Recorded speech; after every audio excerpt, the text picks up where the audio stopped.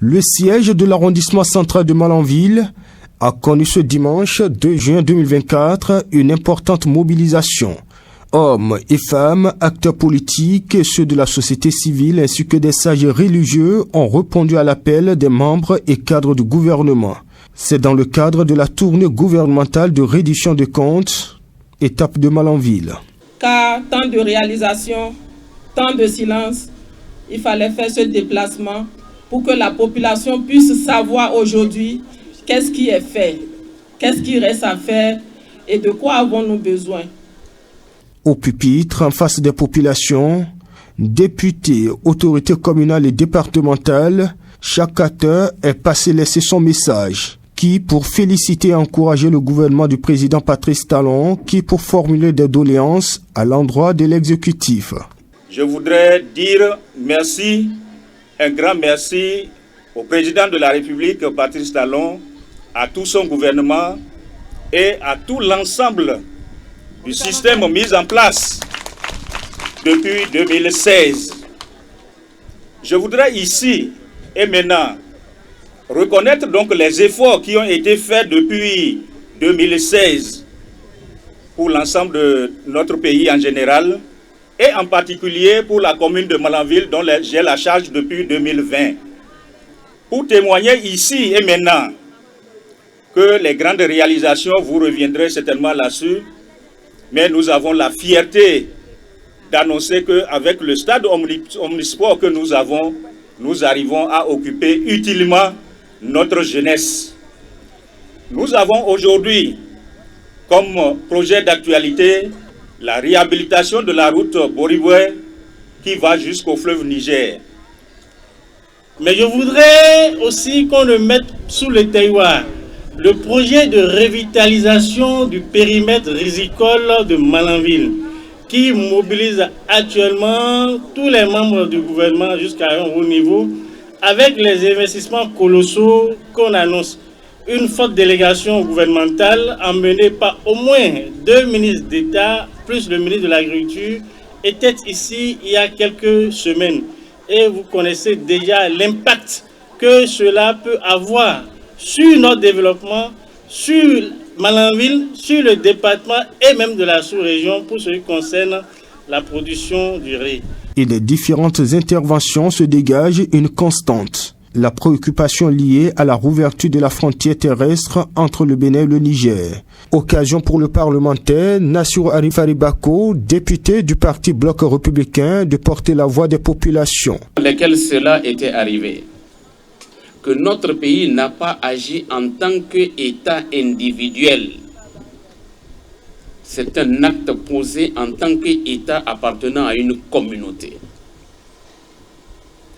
Depuis au moins 3-4 mois, le gouvernement béninois a déjà ouvert la frontière. Vous en avez la preuve. Le Bénin n'est donc pas responsable de la fermeture actuelle de la frontière. Malanville n'est pas en dehors du territoire de la République du Bénin. On ne peut avoir de mesures particulières et spéciales qui limitent la libre circulation des personnes et des biens pour cette commune. Je ne peux pas vouloir acheter à manger un sac de maïs et qu'en cours de route, on m'arrête pour arracher le sac de maïs. Je ne peux pas vouloir transporter des marchandises, des vivres achetés ici au marché de Malanville que je veuille emmener à Karimama par la route normale. On n'est pas au fleuve Niger, on n'est pas au pont pour vouloir traverser et que cela soit arraché. Non, ce n'est pas l'esprit des mesures. Sur le sujet, le ministre de l'Intérieur et de la Sécurité publique, à la suite des élus parlementaires, a tenu à rassurer une fois encore la population de Malanville de la bonne foi du gouvernement béninois et de son chef. Santé, sécurité, gouvernance locale, éducation et autres grands piliers de gestion d'État dont les réalisations sous le régime du président Patrice Talon sont tangibles ont été évoqués.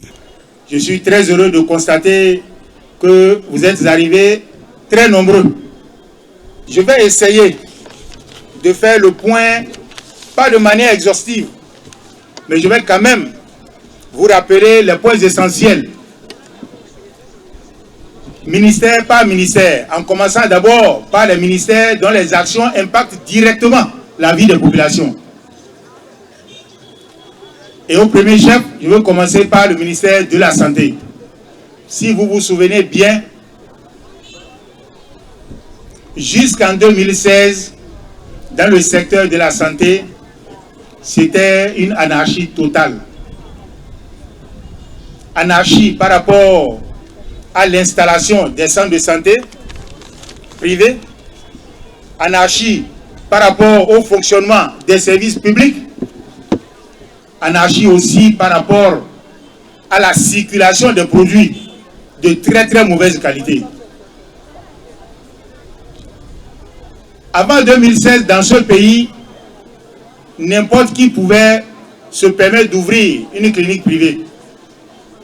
Il y a des gens qui n'ont jamais fréquenté une école de médecine, mais qui ont ouvert des cliniques et qui y travaillent, qui soignent des gens, si on peut le dire ainsi.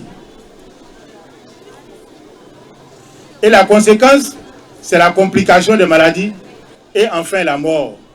Et quant aux préoccupations des uns des autres, le ministre Alassane Seydou a promis des solutions immédiates et celles qui nécessitent l'intervention du gouvernement. Il entend les porter à la connaissance du chef de l'État.